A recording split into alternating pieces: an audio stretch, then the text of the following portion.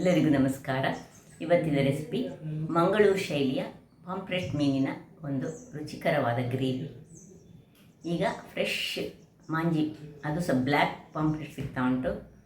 ನಾನು ಸಿಪ್ಪೆ ತೆಗೆದು ಮಾಡ್ತಿಲ್ಲ, ಸಿಂಪಲಾಗಿ ಹೇಗೆ ಮಾಡೋದನ್ನು ತೋರಿಸ್ಕೊಟ್ಟಿದ್ದೇನೆ. ಹಾಗಾದರೆ ಯಾರೆಲ್ಲ ನನ್ನ ಚಾನಲನ್ನು ನೋಡ್ತಿದ್ದೀರಿ, ಯಾರೆಲ್ಲ ಇನ್ನು ಸಬ್ಸ್ಕ್ರೈಬ್ ಮಾಡಿಲ್ಲ, ದಯವಿಟ್ಟು ಸಬ್ಸ್ಕ್ರೈಬ್ ಮಾಡಿ ಸಪೋರ್ಟ್ ಮಾಡಿ ಅಂತ ಹೇಳ್ತಾ ಬನ್ನಿ ಅಡುಗೆ ಮನೆಗೆ ಹೋಗಿ. ನಮಸ್ತೆ ಮಿತ್ರರೇ, ಇಲ್ಲಿ ನೋಡಿ ಒಂದು ಬ್ಲ್ಯಾಕ್ ಮಾಂಜಿ ಉಂಟು. ಈಗ ಮಳೆಗಾಲದ ಬೋಟು ಸ್ಟಾರ್ಟ್ ಆಗಿದೆ, ಹಾಗಾಗಿ ಫ್ರೆಶ್ ಆದ ಮೀನು ಈ ನಮ್ಮ ಮಂಗಳೂರಿನ ಬಂದರಿನಲ್ಲಿ ದೊರಕ್ತದೆ. ಪ್ರತಿಯೊಂದು ಮಾರ್ಕೆಟಲ್ಲಿ ಸಹ ದೊರಕ್ತದೆ. ಇವತ್ತು ಇದರದೊಂದು ರುಚಿಯಾದ ರಸವನ್ನು ಮಾಡೋಣ. ಕೆಲವರು ಇದರ ಸಿಪ್ಪೆ ಎಲ್ಲ ತೆಗಿತಾರೆ, ನಾನು ಸಿಪ್ಪೆ ತೆಗೆಯುವುದಿಲ್ಲ. ಇದನ್ನು ಚೆಂದ ಮಾಡಿ ಕ್ಲೀನ್ ಮಾಡಿ ಅದರ ಮೇಲಿರುವ ಈ ಹುರುಪನ್ನೆಲ್ಲ ತೆಗೆದು ಕಟ್ ಮಾಡಿ ತರ್ತೇನೆ.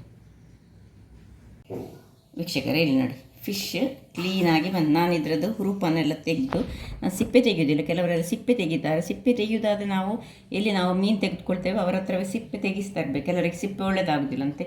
ಇದು ಒಂದೇ ಒಂದು ಮೀನಾದ್ದರಿಂದಾಗಿ ನಾನು ಈ ಸ್ವಲ್ಪ ಮಸಾಲೆಗಳನ್ನು ತೆಗೆದುಕೊಂಡಿದ್ದೇನೆ. ಇಲ್ಲಿ ನೋಡಿ, ಒಂದು 5 ಮೆಣಸು, ಅಂದರೆ ಅದರಲ್ಲಿ 4 ಉದ್ದ ಮೆಣಸಾದರೆ, ಅಂದರೆ ಬ್ಯಾಡಗಿ ಮೆಣಸಾದರೆ, ಒಂದು ಊರ ಮೆಣಸನ್ನು ತೆಗೆದುಕೊಂಡಿದ್ದೇನೆ. ಮತ್ತು ಕೊತ್ತಂಬರಿ 1 ಚಮಚದಾದರೆ, 1/4 ಚಮಚದಷ್ಟು ಜೀರಿಗೆ, 1/4 ಚಮಚದಷ್ಟು ಮೆಂತೆ, 1/4 ಚಮಚದಷ್ಟು ಈ ಕರಿಮೆಣಸು, 1/4 ಚಮಚದಷ್ಟು ಸಾಸಿವೆ. ಇಷ್ಟೇ ಇದಕ್ಕೆ ಬೇಕು.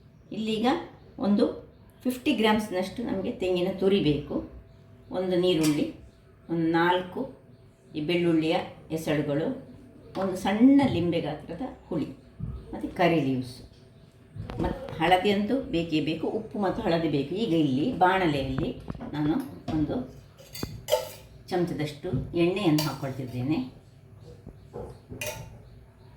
ಅದರಲ್ಲಿ ಈ 5 ಮೆಣಸನ್ನು ಉರಿಯಿಗೆ ಸ್ವಲ್ಪ ಫ್ರೈ ಮಾಡ್ಕೊಳ್ಳೋ. ಒಂದು ಸಣ್ಣ ಉರಿ ಇರಲಿ, ಉರಿ ಸಣ್ಣದಾಗಿರಬೇಕು ಯಾವಾಗಲೂ.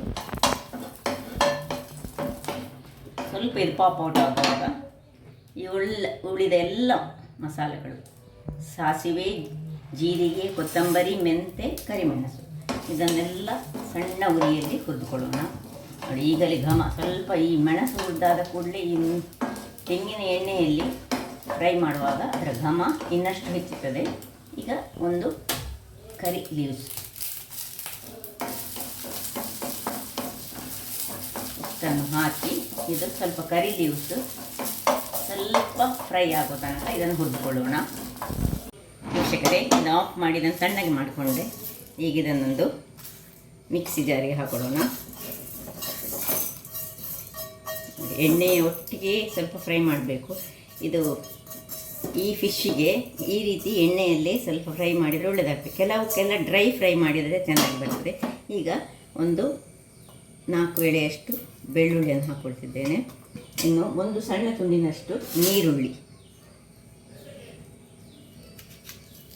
ಇಷ್ಟು ದೊಡ್ಡ ನೀರುಳ್ಳಿ ಸಾಕು. ಉಳಿದ ನೀರುಳ್ಳಿ ನಮಗೆ ಮತ್ತೆ ಫ್ರೈ ಮಾಡುವಾಗ ಬೇಕಾಗ್ತದೆ.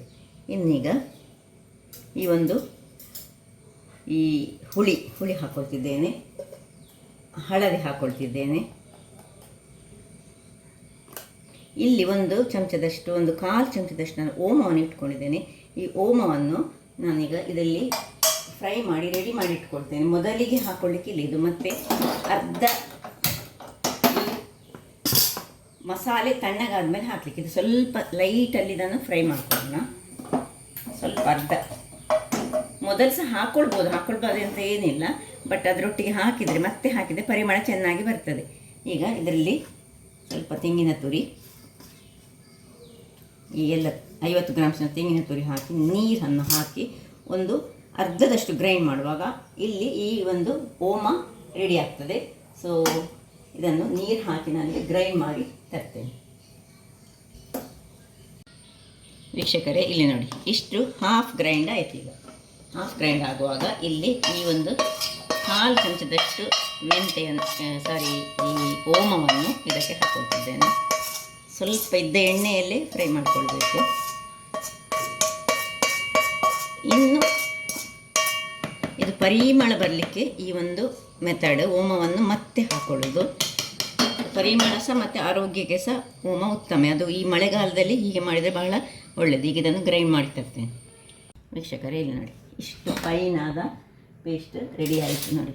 ಮಸಾಲ ನಿಮಗೆ ಕಾಣ್ಬೋದು ಎಷ್ಟು ಫೈನ್ ಆಗಿದೆ ಅಂತ. ಇಷ್ಟು ಫೈನಾಗಿ ಬರಬೇಕು.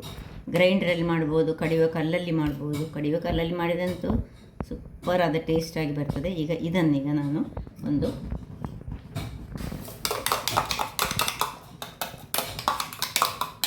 ಪಾತ್ರೆಗೆ, ನಾನು ಮಣ್ಣಿನ ಮಡಿಕೆಯಲ್ಲಿ ಮಾಡ್ತೇನೆ, ನೀವು ಸ್ಟೀಲ್ನಲ್ಲಿ ಸಹ ಮಾಡ್ಕೊಳ್ಬೋದು. ಈಗ ಇದಕ್ಕೆ ನೀರನ್ನು ಹಾಕೊಳ್ಳೋಣ. ಎಷ್ಟು ಬೇಕೋ ಅಷ್ಟು ನೀರನ್ನು. ತುಂಬ ತೆಳು ಸಹ ಆಗಬಾರ್ದು, ತುಂಬ ದಪ್ಪ ಸಹ ಬೇಡ. ಒಂದೇ ಮೀನು ಇರೋದ್ರಿಂದಾಗಿ ಇಷ್ಟೇ ಮಸಾಲೆ ಸಾಕು ನಿಮಗೆ. ಸೊ ಇದನ್ನೀಗ ಇನ್ನೂ ಸ್ವಲ್ಪ ನೀರನ್ನು ಹಾಕ್ಕೊಳ್ಬೇಕಾಗ್ತದೆ ನನಗೆ. ಸೊ ನಾನು ಇನ್ನೂ 1 ಲೋಟದಷ್ಟು ನೀರನ್ನು ಹಾಕ್ಕೊಂಡು ಉಪ್ಪನ್ನು ಹಾಕ್ಕೊಳ್ಳೋಣ. ಅದಕ್ಕೀಗ ಉಪ್ಪು, ರುಚಿಗೆ ತಕ್ಕಷ್ಟು ಉಪ್ಪು. ನಾನು ಕಲ್ಲುಪ್ಪನ್ನು ಯೂಸ್ ಮಾಡ್ತಿದ್ದೇನೆ. ಇನ್ನು ನೀರುಳ್ಳಿ ಮತ್ತು ಇದರಲ್ಲಿ ಇಷ್ಟು ನೀರುಳ್ಳಿಯನ್ನು ಬೇರೆ ಇಟ್ಟಿದ್ದಕ್ಕೊಂದು ಒಳ್ಳೆ ಒಂದು ಒಗ್ಗರಣೆ ಕೊಡಲಿಕ್ಕುಂಟು. ಸೊ ಇಷ್ಟನ್ನು ಹಾಕಿ ಚೆನ್ನಾಗಿ ತಿರುಗಿಸ್ಕೊಳ್ಳೋಣ.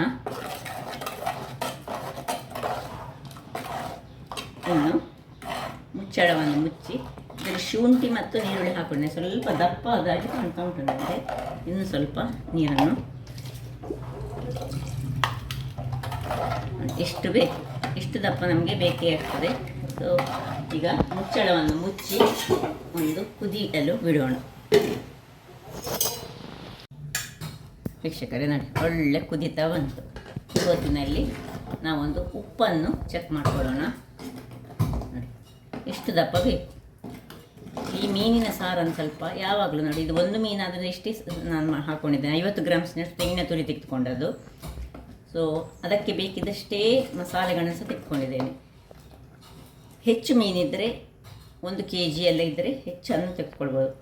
ಇದರಲ್ಲಿ ಒಂದು 1/4 kg ಅಷ್ಟು ಮೀನಿನ ಉಪ್ಪೆಲ್ಲ ಕರೆಕ್ಟ್ ಉಂಟು. ಈಗ ಇಲ್ಲಿ ಮೀನು, ಕ್ಲೀನ್ ಮಾಡಿದ ಮೀನನ್ನು ಸ್ವಲ್ಪ ಸಹ ನೀರಿಲ್ಲದ ರೀತಿಯಲ್ಲಿ ನೋಡಿ ಈಗ ಹಾಕ್ಕೊಳ್ಳೋಣ. ಒಳ್ಳೆ ಕುದಿ ಬಂದ ಮೇಲೆ ಹಾಕ್ಕೊಳ್ಬೇಕು ಎಲ್ಲವನ್ನು. ನೋಡಿ, ಇದು ಕಣ್ಣಿನ ಭಾಗವನ್ನು ಸಹ ಹಾಕಿ ಚೆನ್ನಾಗಿ ಕ್ಲೀನ್ ಮಾಡಿಕೊಂಡು ಇದರಲ್ಲಿ ಹೂ ಇರ್ತದೆ, ಅದನ್ನು ತೆಗೆದುಕೊಳ್ಬೇಕು. ಕಿವಿರು, ಒಂದು ಮೊಟ್ಟೆ ಸಹ ಇತ್ತು ಇದರಲ್ಲಿ, ಅದನ್ನು ಸಹ ಹಾಕ್ಕೊಂಡಿದ್ದೇನೆ ನಾನು. ಸೊ ನೋಡಿ, ಸ್ವಲ್ಪ ನಿಧಾನಕ್ಕೆ ಇದನ್ನು ನಾವು ಈ ರೀತಿ ಮಾಡಿ ಈ ಅಡ್ಡ ಸ್ವಲ್ಪ ಬಾಯಿ ಇಟ್ಟುಕೊಂಡು ಇದು ಕುದಿಲಿಕ್ಕೆ ಬಿಡುವಾಗ ಇಲ್ಲಿ ಒಂದು ಒಗ್ಗರಣೆಗೆ ಮಾಡ್ತಿದ್ದೇನೆ ನಾನು. ಒಗ್ಗರಣೆಗೆ ಎಣ್ಣೆಯನ್ನು ಹಾಕ್ಕೊಳ್ತಿದ್ದೇನೆ. ಸ್ವಲ್ಪ ಎಣ್ಣೆ ಸಾಕು. ಸೊ ಈಗ ಸ್ವಲ್ಪ ಹೆಚ್ಚಾಗಿ ಒಂದು 2 ಚಮಚದಷ್ಟು ಎಣ್ಣೆ ಸಾಕು. ಇಷ್ಟನ್ನು ಹಾಕ್ಕೊಂಡು ಅದರಲ್ಲಿ ನೀರುಳ್ಳಿ, ಸಣ್ಣಗೆ ಹೆಚ್ಚಿದ ನೀರುಳ್ಳಿ ಇಷ್ಟನ್ನು ಹಾಕ್ಕೊಂಡು ಇದು ಕಂದು ಬಣ್ಣ ಬರೋ ತನಕ ನಾವು ಇದನ್ನು ತಿರುಗಿಸ್ಕೊಳ್ಬೇಕು. ಸೊ ಇಲ್ಲಿ ನೋಡಿ, ಇದು ಆಯಿತು, ಆಗ್ತಾ ಬಂತು. ಒಂದು ಕುದಿಯನ್ನು ಸಾಕು, ಸ್ವಲ್ಪ ದೊಡ್ಡ ಕುದಿ ಬರಲಿ, ಅಷ್ಟರಲ್ಲಿ ಆಫ್ ಮಾಡ್ಕೊಳ್ಳೋಣ. ಇದು ಬ್ರೌನ್ ಕಲರ್ ಬರುವ ತನಕ ಇದನ್ನು ಸ್ವಲ್ಪ ಹೀಗೆ ತಿರುಗಿಸ್ತಾನೇ ಇರಬೇಕು. ಏನು ಪರಿಮಳ ಬರ್ತಾ ಉಂಟು ನೋಡಿ. ಬ್ರೌನ್ ಕಲರ್ ಆಗುವಾಗ ಇದಕ್ಕೆ ಒಂದು ಕರಿಬೇವಿನ ಸೊಪ್ಪನ್ನು ಹಾಕ್ಕೊಳ್ತಿದ್ದೇನೆ. ಹಾಕ್ಕೊಂಡು ಇದನ್ನು ಸ್ವಲ್ಪ ಹೀಗೆ ತಿರುಗಿಸ್ಕೊಳ್ಳೋಣ. ಇಲ್ಲಿ ಇದನ್ನು ನೋಡಿ, ಇದು ಒಳ್ಳೆ ಕುದಿ ಬಂತು.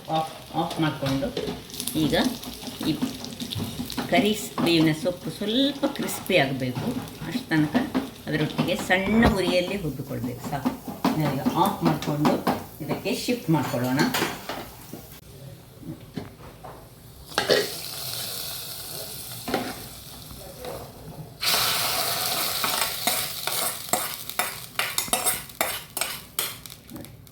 ಏನು ಚೆನ್ನಾಗಿ ಬಂತು ನಿಮಗೆ ಕಾಣ್ಬೋದು. ಮಸಾಲೆ ಅದರೊಟ್ಟಿಗೆ ಸೇರುವಾಗ 1 ನಿಮಿಷ ಇದನ್ನು ಮುಚ್ಚಿಟ್ಕೊಳ್ಳೋಣ. ವೀಕ್ಷಕರೇ ನೋಡಿ, ಘಮಘಮಿಸುವಂತಹ ಮೀನಿನ ಈ ರೀತಿಯಾಗಿ ಬರ್ತದೆ ನೋಡಿ. ಮೀನಿನ ತುಂಡು ಮತ್ತು ಇದು ಒಂದೇ ಮೀನಾದ್ದರಿಂದಾಗಿ ಸ್ವಲ್ಪ ತುಂಡುಗಳು ಕಡಿಮೆ ಉಂಟು. ಬಟ್ ನೀವು ತುಂಬ ಹೆಚ್ಚು ಮೀನು ಮಾಡಿ ಡಬಲ್ ದ ಪೋರ್ಷನಲ್ಲಿ ಮಸಾಲೆಯನ್ನು ಮಾಡಿಕೊಂಡ್ರೆ ಬಹಳ ಉತ್ತಮ. ಸೊ ನೋಡಿದ್ರಲ್ಲ ವೀಕ್ಷಕರೇ, ಯಾವ ರೀತಿಯಲ್ಲಿ ಒಂದು ಮೀನಿನ ಅದು ಸಹ ಈ ಮಳೆಗಾಲದಲ್ಲಿ ಬರುವಂತಹ ಫ್ರೆಶ್ ಆದ ಮಾಂಜಿ ಮೀನಿನ, ಅದು ಸಹ ಕಪ್ಪು ಮಾಂಜಿ ಮೀನಿನ ರುಚಿ ಹೆಚ್ಚು. ಕೆಲವು ಬಿಳಿ ಮೀನನ್ನು ಸಹ ಇದೇ ರೀತಿಯಲ್ಲಿ ಮಾಡ್ಬೋದು.